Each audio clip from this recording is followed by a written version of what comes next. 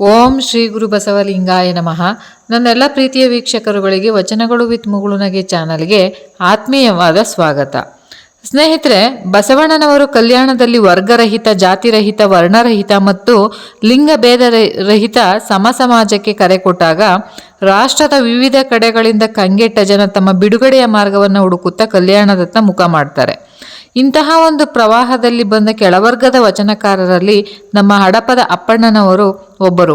ಸಾಮಾಜಿಕ ಅಸಮಾನತೆಯ ಕ್ರೂರ ದೃಷ್ಟಿಗೆ ಬಲಿಯಾದ ಜನಾಂಗಗಳಿಂದ ಬಂದ ವ್ಯಕ್ತಿಯೊಬ್ಬ ಶರಣ ಪರಂಪರೆಯಲ್ಲಿ ಬಹು ದೊಡ್ಡ ಹೆಸರನ್ನ ಪಡೆದದ್ದಲ್ಲದೆ ಅಣ್ಣ ಬಸವಣ್ಣನವರ ಆಪ್ತ ಕಾರ್ಯದರ್ಶಿಯಾಗಿ ಜನಮೆಚ್ಚುಗೆಗೆ ಪಾತ್ರರಾಗ್ತಾರೆ.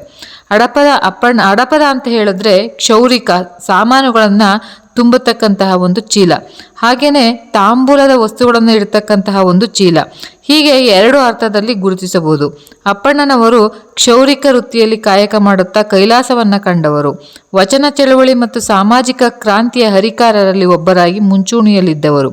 ಕ್ಷೌರಿಕ ವೃತ್ತಿಯನ್ನ ಮಾಡುವ ಒಂದು ಸಮಾಜದವರಾಗಿದ್ದ ಹಡಪದ ಅಪ್ಪಣ್ಣನವರು ತಾವು ಮಾಡ್ತಕ್ಕಂತಹ ಒಂದು ಕಾಯಕ ಕನಿಷ್ಠವೆಂದು ಭಾವಿಸಿದ್ದ ಆ ಸಮುದಾಯದ ಬಾಯಿ ಮುಚ್ಚುವಂತೆ ಬಸವಣ್ಣನವರು ಅನುಭವ ಮಂಟಪದಲ್ಲಿ ಸಂಸತ್ತಿನಲ್ಲಿ ಆ ಹಡಪದ ಅಪ್ಪಣ್ಣನವರನ್ನ ತಮ್ಮ ಆಪ್ತ ಕಾರ್ಯದರ್ಶಿಯನ್ನಾಗಿ ನೇಮಿಸಿಕೊಂಡಿದ್ರು.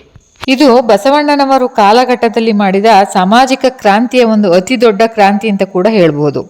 ಈ ಬಸವಾದಿ ಪ್ರಥಮರ ಜೊತೆಯಲ್ಲಿದ್ದ ಹಡಪದ ಅಪ್ಪಣ್ಣನವರು ಲೌಕಿಕದಲ್ಲಿ ಮಾತ್ರವಲ್ಲದೆ ಪಾರಮಾರ್ಥದಲ್ಲಿಯೂ ಕೂಡ ಬಸವಣ್ಣನವರಿಗೆ ಆಪ್ತರಾಗಿ ಇದ್ದವರು. ಅನುಭವ ಮಂಟಪದ ಆಪ್ತ ಕಾರ್ಯದರ್ಶಿ ಹುದ್ದೆಯನ್ನ ಎಂದು ಯಾವತ್ತೂ ಯಾರಿಗೂ ಕೂಡ ಮುಜುಗರವಾಗದಂತೆ, ಯಾವ ಭೇದ ಭಾವಗಳನ್ನು ಕೂಡ ಮಾಡದಂತೆ ಎಲ್ಲ ಶರಣರ ಪ್ರೀತಿಯನ್ನ ಗಳಿಸಿ ಎಲ್ಲರ ಮೆಚ್ಚುಗೆಗೆ ಪಾತ್ರರಾಗಿದ್ದವರು ನಮ್ಮ ಹಡಪದ ಅಪ್ಪಣ್ಣನವರು. ಆ ಕಾಲಘಟ್ಟದಲ್ಲಿ ಹಡಪದ ಜನಾಂಗದವರು ಬೆಳಗಿನ ಸಮಯದಲ್ಲಿ ಎದುರು ಬಂದರೆ ಅಥವಾ ಮಂಗಳವಾರ ನೋಡಿದರೆ ಯಾವ ಕೆಲಸನೂ ಆಗೋದಿಲ್ಲ. ಯಾಕೆಂದ್ರೆ ಇವರು ಸಮಾಜದವರು, ಸವಿತಾ ಸಮಾಜದವರು, ಇವರು ಕ್ಷೌರಿಕ ವೃತ್ತಿಯವರು, ಇವರನ್ನು ನೋಡಿದ್ರೆ ಅಮಂಗಳ, ಅನಿಷ್ಟ, ದರಿದ್ರ ಹೀಗೆ ಏನೆಲ್ಲ ಭಾವಿಸಿದಂತಹ ಒಂದು ಕಾಲಘಟ್ಟ. ಅಂತಹ ಒಂದು ಕಾಲಘಟ್ಟದಲ್ಲಿ ಬಸವಣ್ಣನವರು ಎಂತಹ ಒಂದು ಅದ್ಭುತವಾದ ಒಂದು ನಿಯಮವನ್ನು ರೂಪಿಸ್ತಾರೆ ಅಂತ ಹೇಳಿದ್ರೆ, ಮಹಾಮನೆಗೆ ಯಾರಾದರೂ ಪ್ರವೇಶ ಮಾಡಬೇಕಾದ್ರೆ, ಅನುಭವ ಮಂಟಪದ ಒಳಗಡೆ ಯಾರಾದರೂ ಬಸವಣ್ಣನವರನ್ನ ನೋಡ್ಬೇಕಾದ್ರೆ ಮೊದಲು ತಮ್ಮ ಆಪ್ತ ಕಾರ್ಯದರ್ಶಿಯಾಗಿದ್ದಂತಹ ಹಡಪದ ಅಪ್ಪಣ್ಣನವರನ್ನ ನೋಡಿಕೊಂಡೇ ಒಳಗಡೆ ಪ್ರವೇಶ ಮಾಡಬೇಕು ಅನ್ನುವ ಒಂದು ಹೊಸ ನಿಯಮವನ್ನು ಜಾರಿಗೆ ತರ್ತಾರೆ. ಎಂತಹ ಒಂದು ಅದ್ಭುತವಾದ ಒಂದು ಶಕ್ತಿ ಬಸವಣ್ಣನವರಲ್ಲಿದೆ ನೋಡಿ.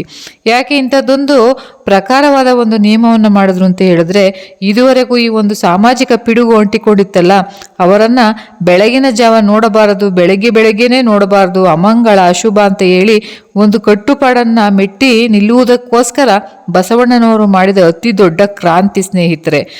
ಅವರನ್ನ ಆಪ್ತ ಕಾರ್ಯದರ್ಶಿಯನ್ನಾಗಿ ಮಾಡಿಕೊಂಡವರು ಅನುಭವ ಮಂಟಪದ ಮುಂದೆ ಅವರ ಒಂದು ಇಲಾಖೆಯನ್ನ ಮಾಡಿದರು. ಯಾರೇ ಬಂದರೂ ಕೂಡ ಅವರಲ್ಲಿ ಮೊದಲು ನೋಂದಣಿ ಮಾಡ್ಕೊಳ್ಬೇಕು, ಆಮೇಲೆ ಬಸವಣ್ಣ ಅವರನ್ನ ನೋಡಬೇಕು. ಈ ಒಂದು ನಿಯಮವನ್ನು ತಂದು ಮೂಢನಂಬಿಕೆ ರಹಿತ ಒಂದು ಸ್ವಾಸ್ಥ್ಯ ಸಮಾಜದ ನಿರ್ಮಾಣ ಮಾಡುವ ಅಡಿಗಲ್ಲನ್ನ ಇಟ್ಟರು ಬಸವಣ್ಣನವರು. ಸದಾ ಬಸವಣ್ಣನವರ ಆಪ್ತ ಒಡನಾಡಿಗಳಾಗಿ ಅನುದಿನ ಅನುಕ್ಷಣವೂ ಕೂಡ ಅಣ್ಣನವರ ದಿವ್ಯ ಸಾನ್ನಿಧ್ಯದಲ್ಲಿ ಇರುತ್ತಿದ್ದ ಹಡಪದ ಅಪ್ಪಣ್ಣನವರು ಎಲ್ಲ ಶರಣರ ಮೆಚ್ಚುಗೆಗೆ ಪಾತ್ರರಾಗಿ ನಿಜ ಸುಖಿ ಹಡಪದ ಅಪ್ಪಣ್ಣ ಎನ್ನುವ ಬಿರುದನ್ನು ಪಡೆದುಕೊಂಡ್ರು. ಇವರ ಧರ್ಮಪತ್ನಿ ಲಿಂಗಮ್ಮ ಕೂಡ ಮಹಾಜ್ಞಾನಿಗಳಾಗಿದ್ರು. ಇವರನ್ನ ನಿಜಮುಕ್ತಿ ಲಿಂಗಮ್ಮನವರು ಅಂತಾನೆ ಇವರ ಒಂದು ಪ್ರಖ್ಯಾತವನ್ನ ಪಡೆದುಕೊಂಡಿದ್ರು. ಬಸವಣ್ಣ ಪ್ರಿಯ ಕೂಡಲ ಚನ್ನ ಬಸವಣ್ಣ ಎನ್ನುವ ಅಂಕಿತದೊಂದಿಗೆ ಸುಮಾರು 250ಕ್ಕೂ ಹೆಚ್ಚು ವಚನಗಳನ್ನು ಇವರು ಬರೆದಿದ್ದಾರೆ ಎನ್ನುವ ಒಂದು ಉಲ್ಲೇಖ ಕೂಡ ದೊರೆತಿದೆ ಅಂತೆ. ವ್ಯಕ್ತಿ ತನ್ನ ಜೀವನದಲ್ಲಿ ಹೇಗೆ ಒಳ್ಳೆಯ ನಡೆ, ನುಡಿ, ಆಚರಣೆಗಳನ್ನ ತನ್ನ ಬದುಕಿನಲ್ಲಿ ಅಳವಡಿಸಿಕೊಳ್ಬೇಕು ಅಂತ ನಮ್ಮ ಹಡಪದ ಅಪ್ಪಣ್ಣನವರು ಈ ವಚನದಲ್ಲಿ ಬಹಳ ಸ್ಪಷ್ಟವಾಗಿ ಹೇಳ್ತಾರೆ. ಒಂದನೆಗೆ ನಿಲ್ಲಬೇಡ, ನಿಂದೆ ಗಂಜಿಗೆ ಓಲಿಡಬೇಡ, ಹಿಂದು ಮುಂದು ಆಡಲಿ ಬೇಡ, ಸಂದೇಹಗೊಳ್ಳಲಿ ಬೇಡ, ದ್ವಂದ್ವ ಬುದ್ಧಿಯ ಕಳೆದು ನಿಂದರೆ ಬಸವಪ್ರಿಯ ಕೂಡಲ ಚನ್ನ ಬಸವಣ್ಣ ಅಂತ ಹೊಗಳಿಕೆಯ ಒಂದು ಶೂಲಕ್ಕೆ ಸಿಕ್ಕಿ ಹಾಕಿಕೊಳ್ಳಬೇಡ, ನಿಂದೆಗೆ ಎದುರುಕೊಂಡು ಓಡಬೇಡ, ನಿನಗೆಷ್ಟೇ ನಿಂದೆ ಅಪಮಾನಗಳು ಬಂದರೂ ಕೂಡ ಅದನ್ನ ನಿಂತು ನೀನು ಎದುರಿಸು. ಮತ್ತೆ ಇನ್ನೊಂದು ಬಹಳ ಮುಖ್ಯವಾಗಿ ಹೊರಗೊಂದನ್ನ ಮಾಡಬೇಡ. ಎದುರಿಗೆ ಹೊಗಳುವಂತಹದ್ದು ಆ ವ್ಯಕ್ತಿ ಇಲ್ಲದೆ ಇದ್ದಾಗ ಆತನ ಬಗ್ಗೆ ಕೆಟ್ಟದಾಗಿ ಮಾತಾಡ್ತಕ್ಕಂಥದ್ದು. ಈ ದುರ್ಗುಣಗಳನ್ನು ನೀನು ಬಿಟ್ಟು ಬಿಡಬೇಕು, ಅನುಮಾನ ಪಡಬೇಡ. ಯಾರಲ್ಲೂ ಕೂಡ ಬರೀ ಅನುಮಾನವನ್ನು ನೋಡಿಬಿಟ್ರೆ, ಹೇಗೆ ಅನುಮಾನ ಇದ್ದರೆ ನಮಗೆ ಒಳ್ಳೆಯ ಒಂದು ಸ್ನೇಹಿತರು ಸಿಗಲ್ಲ, ನಮ್ಮ ಕುಟುಂಬದಲ್ಲೂ ಕೂಡ ನಮಗೆ ಒಳ್ಳೆಯ ಅಭಿಪ್ರಾಯ ಬರೋದಿಲ್ಲ. ಹಾಗಾಗಿ ಯಾರಲ್ಲಿಯೂ ಕೂಡ ಅನುಮಾನ ಬೇಡ, ಸಂದೇಹ ಬೇಡ. ಯಾಕಂತಂದರೆ ಈ ಜಗತ್ತಿನಲ್ಲಿ ಎಲ್ಲದಕ್ಕೂ ಕೂಡ ಔಷಧಿ ಇದೆ. ಈ ಅನುಮಾನ ಅನ್ನೋದಕ್ಕೆ ಇದುವರೆಗೂ ಯಾರು ಕೂಡ ಔಷಧಿಯನ್ನು ಕಂಡುಹಿಡಿದಿಲ್ಲ ಅಂತ DVG ಅವರು ಮಂಕುತಿಮ್ಮನ ಕಗ್ಗದಲ್ಲಿ ಈ ಒಂದು ಅನುಮಾನದ ಬಗ್ಗೆ ಒಂದು ಅದ್ಭುತವಾದ ಕಗ್ಗವನ್ನು ಹೇಳ್ತಾರೆ ನೋಡಿ. ನಂಬಿದವನು ಪ್ರಹ್ಲಾದ, ನಂಬದಿದ್ದನು ತಂದೆ, ನಂಬಿಯೂ ನಂಬದ ಇಬ್ಬಂದಿ ನೀನು, ಕಂಬದಿದೆಯೋ ಬಿಂಬದಿದೆಯೋ ಮೋಕ್ಷ ಅವರಿಗಂಗಾಯಿತು, ಸಿಂಬಳದ ನೊಣ ನೀನು ಮಂಕುತಿಮ್ಮ. ಎಷ್ಟು ಚೆನ್ನಾಗಿದೆ ನೋಡಿ. ಪ್ರಹ್ಲಾದ ದೇವರಿದ್ದಾನೆ ಅಂತ ನಂಬಿಕೊಂಡು ಮೋಕ್ಷ ಸಿಕ್ತು. ಹಿರಣ್ಯಕಶಿಪುವಿಗೆ ದೇವರಿಲ್ಲ ಅಂತಾನೆ, ಕೊನೆಯವರೆಗೂ ಅದೇ ನಂಬಿಕೆಯಲ್ಲಿ ಇದ್ದ ಅವನಿಗೂ ಕೂಡ ಮೋಕ್ಷ ಸಿಕ್ತು. ಆದರೆ ಈ ಮನುಷ್ಯ ಈ ನಂಬಿಕೆ ಅಪನಂಬಿಕೆಗಳ ಮಧ್ಯದಲ್ಲಿ ಒಂದು ಸಿಂಬಳದ ಋಣದಂತೆ ಬದುಕುತ್ತಿದ್ದಾನೆ ಅಂತ ಅದ್ಭುತವಾದ ಮಾತನ್ನ ಹೇಳ್ತಾರೆ. ಜಗವ ತಿದ್ದುವುದಿರಲಿ ನಿನ್ನ ನೀನು ತಿದ್ದಿಕೊಳ್ಳೋ, ಎಂತಹ ಅದ್ಭುತವಾದ ಮಾತು. ಇದನ್ನೇ ನಮ್ಮ ಅಡಪದ ಅಪ್ಪಣ್ಣನವರು ತಮ್ಮದೇ ಆದ ಶೈಲಿಯಲ್ಲಿ ಹೇಳ್ತಾರೆ. ತನ್ನ ತಾನರಿಯದೆ, ತನ್ನ ತಾನು ನೋಡದೆ, ತನ್ನ ತಾನು ನುಡಿಯದೆ, ಅನ್ಯರ ಸುದ್ದಿಯ ನುಡಿದಾಡುವ ಕುನ್ನಿಗಳಿಗೆ ಗುರುವಿಲ್ಲ, ಲಿಂಗವಿಲ್ಲ, ಜಂಗಮವಿಲ್ಲ. ಮೊದಲು ನಿನ್ನನ್ನು ನೀನು ಅರ್ಥ ಮಾಡಿಕೋ, ಮೊದಲು ನಿನ್ನನ್ನು ನೀನು ಅರಿತು ಆಗ ಪರರ ಬಗ್ಗೆ ನೀನು ಮಾತನಾಡುವ ಒಂದು ಅದ್ಭುತವಾದ ಸಂದೇಶವನ್ನು ಜನರಿಗೆ ಕೊಟ್ಟಿದ್ದಾರೆ. ಶರಣರ ತತ್ವಗಳಲ್ಲಿ ಕಾಯಕ ತತ್ವದ ಪರಿಕಲ್ಪನೆ ತುಂಬ ಮುಖ್ಯವಾದದ್ದು. ಕಾಯಕದಲ್ಲಿ ಮೇಲು ಕೀಳು ಅನ್ನೋದೇ ಇಲ್ಲ. ಕಾಯಕ ಮಾಡದೆ ಉಣ್ಣೋದು ಅಪರಾಧ ಅನ್ನುವ ಒಂದು ಭಾವನೆಯನ್ನು ನಮ್ಮ ಶಿವಶರಣರು ಎಲ್ಲರೂ ಕೂಡ ಮುನ್ನಡೆಗೆ ತರ್ತಾರೆ. ಹಾಗೆಯೇ ಅಡಪದ ಅಪ್ಪಣ್ಣನವರು ಕೂಡ ಕಾಯಕದ ಮಹತ್ವದ ಬಗ್ಗೆ ಅದ್ಭುತವಾದ ಮಾತುಗಳನ್ನು ಹೇಳ್ತಾರೆ.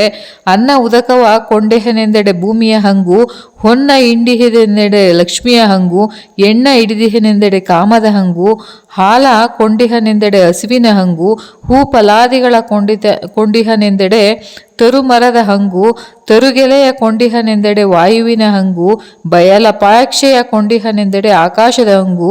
ಇದನ್ನರಿತು ಇವೆಲ್ಲವನ್ನ ಕಳೆದು ವಿಶ್ವ ಬ್ರಹ್ಮಾಂಡಕ್ಕೆ ನಡೆನುಡಿ ಚೈತನ್ಯವಾಗಿ ಲಿಂಗ ಜಂಗಮದ ಪಾದವಿಡಿದು ಅವರು ಬಿಟ್ಟ ಪ್ರಸಾದವ ಹುಟ್ಟ ಮೈಲಿಗೆಯ ಉಗುಳ ತಾಂಬೂಲವ ಈ ತ್ರಿವಿಧ ಕೊಂಡೆನ್ನ ಭವಂ ನಾಸ್ತಿಯಾಯಿತು. ಅನ್ನ, ಹೊಣ್ಣು, ಮಣ್ಣು, ಹಾಲು, ಹೂವು, ಹಣ್ಣು, ತರಗೆಲೆ ಇವುಗಳಲ್ಲಿ ಯಾವುದನ್ನು ಕೂಡ ನಾವು ನೇರವಾಗಿ ತೆಗೆದುಕೊಂಡು ಅದು ಇನ್ನೊಂದರ ಹಂಗಾಗಿರುತ್ತೆ, ಅದು ನಮ್ಮದಲ್ಲ. ಹಾಗಾಗಿ ನಾನು ತಾಂಬೂಲದ ಕೆಲಸವನ್ನು ಮಾಡಿ ಲಿಂಗ ಜಂಗಮರು ನೀಡಿದ ಪ್ರಸಾದವನ್ನು ತಿಂದು ನನ್ನ ಹುಟ್ಟನ್ನು, ನನ್ನ ಜನ್ಮವನ್ನು ಸಾರ್ಥಕ ಮಾಡಿಕೊಳ್ಳುತ್ತಿದ್ದೇನೆ. ಆದ್ದರಿಂದ ನಾನು ಮುಕ್ತಿಯನ್ನು ಕಾಣುತ್ತೇನೆ ಎನ್ನುವ ಮುಕ್ತ ಭಾವನೆಯನ್ನು ಈ ವಚನದಲ್ಲಿ ವ್ಯಕ್ತಪಡಿಸ್ತಾರೆ ನಮ್ಮ ಅಡಪದ ಅಪ್ಪಣ್ಣನವರು. ಮುಂದುವರೆದು ಹೇಳ್ತಾರೆ, ಅನ್ನವ ನಿಕ್ಕಿದೆಡೇನು, ಒನ್ನ ಕಟ್ಟರೇನು, ಹೆಣ್ಣ ಕೊಟ್ಟರೇನು, ಮಣ್ಣ ಕೊಟ್ಟರೇನು, ಪುಣ್ಯ ಉಂಟೆಂಬರು. ಅವರಿಂದ ಒಂದು ಒಡವೆ ಏನು, ಅವರಿದಕ್ಕೆ ಪುಣ್ಯವಾದುದು ಪಾಪವಾದುದು. ನದಿಯ ಉದಕವ ನದಿಗೆ ಅರ್ಪಿಸಿ ತನಗೆ ಪುಣ್ಯ ಉಂಟೆಂಬ ಬಡ ಹಾರುವನಂತೆ ಸದಮಳ ಶಾಶ್ವತ ಮಹಾಘನ ಲಿಂಗವನ್ನು ಅರಿಯದೆ ಇವೇನ ಮಾಡಿದರು ಕಡೆಗೆ ನಿಷ್ಫಲವೆಂದಾತ ನಮ್ಮ ಬಸವಪ್ರಿಯ ಕೂಡಲ ಚನ್ನಬಸವಣ್ಣ.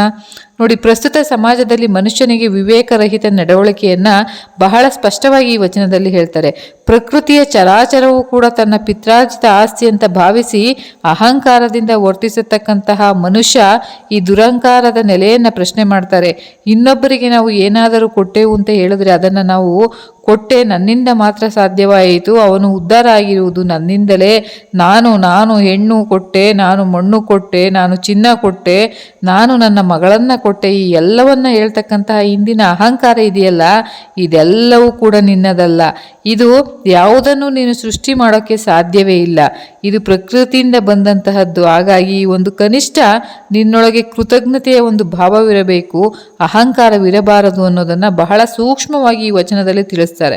ಹಾಗೆ ಮುಂದುವರೆದು ಹೇಳ್ತಾರೆ, ಇದನ್ನ ತಿಳಿಯದ ಜನಸಾಮಾನ್ಯರು ಯಾವುದ್ಯಾವುದೋ ಸೇವೆಗಳನ್ನು, ಯಾವುದ್ಯಾವುದೋ ದಾನಗಳನ್ನು ನಾನು ಮಾಡಿಬಿಟ್ಟಿದ್ದೇನೆ, ಇದರಿಂದ ನನಗೆ ಫಲಾಫಲಗಳು ಬರ್ತವೆ ಅಂತ ಭಾವಿಸ್ತಾರೆ.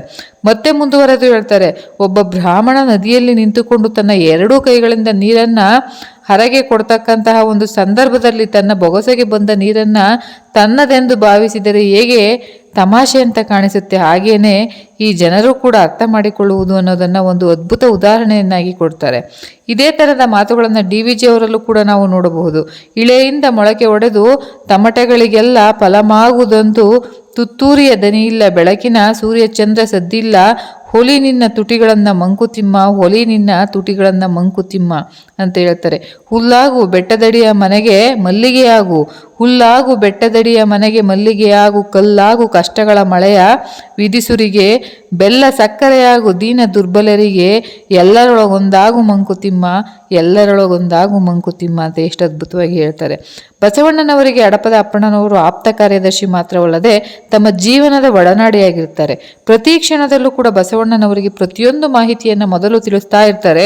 ಕಲ್ಯಾಣಕ್ಕೆ ಬರುವ ಶರಣರ ಸಮೂಹಕ್ಕೆ ತಾಂಬೂಲವನ್ನ ಕೊಟ್ಟು ಸ್ವಾಗತ ಮಾಡ್ತಕ್ಕಂತಹ ಒಂದು ಕಾಯಕವನ್ನ ಮಾಡ್ತಾ ಇರ್ತಾರೆ. ಒಂದು ಕ್ಷಣವೂ ಕೂಡ ಬಸವಣ್ಣನವರನ್ನ ಬಿಟ್ಟಿರಲಾರದ ಜೀವ ಅಂದ್ರೆ ಅದು ಅಪ್ಪಣ್ಣನವರದ್ದು. ಕಲ್ಯಾಣ ಕ್ರಾಂತಿಯ ಕೊನೆಯ ದಿನಗಳಲ್ಲೂ ಕೂಡ ಇದನ್ನು ನಾವು ನೋಡಬಹುದಾಗಿದೆ. ಹರಳಯ್ಯನವರ ಮಗ ಶೀಲವಂತ ಹಾಗೂ ಮಧುವರಸಯ್ಯನವರ ಮಗಳಾದ ಲಾವಣ್ಯರ ಅಂತರ್ಜಾತಿ ಮದುವೆ ಯಾವಾಗ ಕಲ್ಯಾಣದಲ್ಲಿ ನಡೆಯಿತೋ ಕಲ್ಯಾಣ ಕೆಂಡೆದುಂಡೆ ಆಗುತ್ತೆ. ಶರಣರ ವಿರೋಧಿಗಳು ಏನಾದರೂ ಒಂದು ತಪ್ಪು ನಡೆಯಲಿ ಅಂತ ಕಾಯ್ಕೊಂಡು ಕುಂತಿರ್ತಾರೆ. ಅಂತಹ ಒಂದು ಸಂದರ್ಭದಲ್ಲಿ ಈ ಅಂತರ್ಜಾತಿ ವಿವಾಹ ಅವರಿಗೊಂದು ಅಸ್ತ್ರ ಸಿಕ್ಕಂಗಾಗುತ್ತೆ. ಈ ಸಂದರ್ಭದಲ್ಲಿ ಯಾವಾಗ ಇನ್ನೊಂದು ಘಟನೆ ನಡೆಯಿತೋ ಅದನ್ನೇ ಗಂಭೀರವಾಗಿ ತೆಗೆದುಕೊಂಡು ಕಲ್ಯಾಣದಲ್ಲಿ ಕ್ರಾಂತಿಯನ್ನ ಮಾಡ್ತಾರೆ. ಶರಣರಾದ ಹರಳಯ್ಯ, ಶೀಲವಂತ, ಮಧುವರಸರಿಗೆ ಕಠೋರವಾದ ಶಿಕ್ಷೆಯನ್ನು ಒಳಪಡಿಸ್ತಾರೆ. ಬಸವಣ್ಣನವರನ್ನ ಗಡೀಪಾರು ಶಿಕ್ಷೆಗೆ ಒಳಪಡಿಸ್ತಾರೆ. ಕಂಡ ಶರಣರ ಹತ್ಯೆ ಆಗುತ್ತೆ. ಸಿಕ್ಕಲ್ಲಿ ಶರಣರ ರುಂಡ ಮುಂಡಗಳನ್ನ ಚೆಂಡಾಡ್ತಾರೆ. ಇಂತಹ ಒಂದು ಕೆಟ್ಟ ಆದೇಶವನ್ನ ಕೊಂಡೆ ಮಂಚಣ್ಣವನವರು ಕೊಟ್ಟು ಆಗೋಗಿರುತ್ತೆ. ಕಂಡಲ್ಲಿ ವಚನ ಸಾಹಿತ್ಯವನ್ನು ಸುಟ್ಟು ಹಾಕ್ತಾರೆ. ಆದರೂ ಪಟ್ಟು ಬಿಡದಂತಹ ಶರಣರು ತಮ್ಮ ತಲೆಯ ಮೇಲೆ ವಚನದ ಕಟ್ಟುಗಳನ್ನು ಇಟ್ಕೊಂಡು ಕಲ್ಯಾಣವನ್ನು ತೊರೆಯಲಿಕ್ಕೆ ಆರಂಭ ಮಾಡ್ತಾರೆ. ಪ್ರಾಣ ಬಿಟ್ಟರೂ ಸರಿ ವಚನಗಳನ್ನು ಸುಡಲು ಬಿಡೋದಿಲ್ಲ ಅನ್ನುವ ದಿಟ್ಟ ನಿಲುವನ್ನ ಒಬ್ಬೊಬ್ಬರು ಕೂಡ ತೆಗೆದುಕೊಂಡು ಎಲ್ಲರೂ ಕೂಡ ವಚನದ ಕಟ್ಟನ್ನು ತಲೆಯ ಮೇಲೆ ಬೆನ್ನ ಮೇಲೆ ಇಟ್ಟುಕೊಂಡು ದಿಕ್ಕುಪಾಲಾಗಿ ಒಂದೊಂದು ಭಾಗಕ್ಕೆ ಓಡಿ ಹೋಗ್ತಾರೆ. ಅಂತಹ ಒಂದು ಸಂದರ್ಭದಲ್ಲಿ ಅಲ್ಲಮ್ಮ ಪ್ರಭುಗಳು ಮತ್ತು ಮಹಾದೇವಿ ಅಕ್ಕನವರು ಕೂಡ ಸ್ವಲ್ಪ ಮುಂಚಿತವಾಗಿಯೇ ಶ್ರೀಶೈಲದ ಕದಳಿವನಕ್ಕೆ ಹೊರಟೋಗಿರ್ತಾರೆ. ಸಿದ್ದರಾಮ ಮತ್ತು ಲಿಂಗಪೆದ್ದಿಗಳು ಸೊಲ್ಲಾಪುರದ ಹಾದಿಯನ್ನು ಹಿಡಿದಿರ್ತಾರೆ. ಚನ್ನಬಸವಣ್ಣನವರ ಜೊತೆಗೆ ಅಸಂಖ್ಯಾತ ಶಿವಶರಣರು ಉಳಿವಿ ಮಾರ್ಗವನ್ನು ಹಿಡಿದು ಬಿಟ್ಟಿರ್ತಾರೆ. ಇಂತಹ ಒಂದು ಕಠಿಣ ಜಟಿಲವಾದ ಸಂದರ್ಭದಲ್ಲಿ ಹಡಪದ ಅಪ್ಪಣ್ಣನವರು ಸಂಗಮದಲ್ಲಿ ಇದ್ದಂತಹ ಬಸವಣ್ಣನವರ ನೋಡ್ಲಿಕ್ಕೆ ಮತ್ತು ಕಲ್ಯಾಣದಲ್ಲಿ ನಡೆದಿರ್ತಕ್ಕಂತಹ ಒಂದು ಕ್ಷಿಪ್ರ ಬೆಳವಣಿಗೆಯನ್ನು ತಿಳಿಸ್ಲಿಕ್ಕೆ ಬರ್ತಾರೆ. ಸಂಗಮನಾಥನ ಸನ್ನಿಧಾನದಲ್ಲಿ ಇಂತಹ ಬಸವಣ್ಣನವರಿಗೆ ಕಲ್ಯಾಣದ ಕ್ರಾಂತಿಯನ್ನು ಇಂಚಿಂಚು ಎಳೆಯಾಗಿ ಎಲ್ಲ ಒಂದು ಘಟನೆಗಳನ್ನ ಸವಿಸ್ತಾರವಾಗಿ ಹೇಳಿದಾಗ ಬಸವಣ್ಣನವರ ಮನ ನೊಂದು ಹೋಗುತ್ತೆ. ಹೀಗೆ ಬಸವಣ್ಣನವರನ್ನ ಭೇಟಿಯಾದ ಹಡಪನ ಅಪ್ಪಣ್ಣನವರಿಗೆ ಬಸವಣ್ಣನವರು ತಂಗಡಗಿಯಲ್ಲಿ ತಂಗಿದ್ದಂತಹ ಒಂದು ನೀಲಾಂಬಿಕೆಯವರನ್ನ ಕರೆತನ್ನಿಂತ ಹಡಪದ ಅಪ್ಪಣ್ಣನವರನ್ನ ಕಳಿಸ್ಕೊಡ್ತಾರೆ. ಅಪ್ಪಣ್ಣನವರು ತಂಗಡಗಿ ತಲುಪುವಷ್ಟರಲ್ಲೇ ಕೂಡಲ ಸಂಗಮದಲ್ಲಿ ಅತಿ ಘೋರ ಘಟನೆ ಒಂದು ನಡೆದು ಹೋಗಿರುತ್ತೆ. ವಿಶ್ವಕ್ಕೆ ಮಾನವೀಯತೆಯ ಸಾರವನ್ನ ತಿಳಿಸಿದಂತಹ ಅಹಿಂಸಾವಾದಿ ವಿಶ್ವಗುರು ಅಪ್ಪ ಬಸವಣ್ಣನವರು ಕೂಡಲ ಸಂಗಮದಲ್ಲಿ ಲಿಂಗೈಕ್ಯರಾದರು ಅನ್ನುವ ವಿಷಯವನ್ನ ಹಡಪದ ಅಪ್ಪಣ್ಣನವರಿಗೆ ಹುಟ್ಟುತ್ತೆ. ಹೀಗೆ ತಂಗಡಿಗೆ ಹೋಗಿ ಹಡಪದ ಅಪ್ಪಣ್ಣನವರು ನೀಲಾಂಬಿಕೆ ತಾಯಿಯವರಿಗೆ ಬಸವಣ್ಣನವರು ಲಿಂಗೈಕ್ಯರಾದ ಸುದ್ದಿಯನ್ನು ತಿಳಿಸಿದ ಮರುಕ್ಷಣವೇ ತಮ್ಮ ಅಂಗೈಯಲ್ಲೇ ಇಷ್ಟಲಿಂಗದಲ್ಲಿಯೇ ಬಸವಣ್ಣನವರನ್ನ ನೆನೆಸಿಕೊಂಡು ಅವರ ನೆನಪಲ್ಲೇ ಅವರು ಕೊನೆಯ ಉಸಿರನ್ನ ಹೇಳಿದ್ದಾರೆ. ಹೀಗೆ ಬದುಕಿನುದ್ದಕ್ಕೂ ಅಣ್ಣ ಬಸವಣ್ಣನವರನ್ನೇ ಆವರಿಸಿಕೊಂಡಿದ್ದ ಹಡಪದ ಅಪ್ಪಣ್ಣನವರು ಅತ್ಯುನ್ನತ ರೀತಿಯಲ್ಲಿ ಬದುಕಿ ಬಾಳಿದರು, ಮಾದರಿಯಾದರು.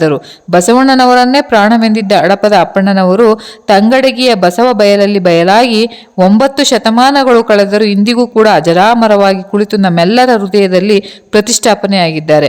ಅವರ ನಡೆ, ನುಡಿ, ಆದರ್ಶಮಯ ಬದುಕು, ಅವರ ಆಚಾರ ವಿಚಾರ ಇಂದಿಗೂ ಕೂಡ ಪ್ರಸ್ತುತ ಸಮಾಜಕ್ಕೆ ಮಾದರಿಯಾಗಲಿ, ಅವರನ್ನ ಪಾಲಿಸುವಂತ ಆಗಲಿ ಅಂತ ಹೇಳ್ತಾ ಮುಂದಿನ ವಿಡಿಯೋದಲ್ಲಿ ಸಿಗುವ ಎಲ್ಲರಿಗೂ ಶರಣಾರ್ಥಿಗಳು.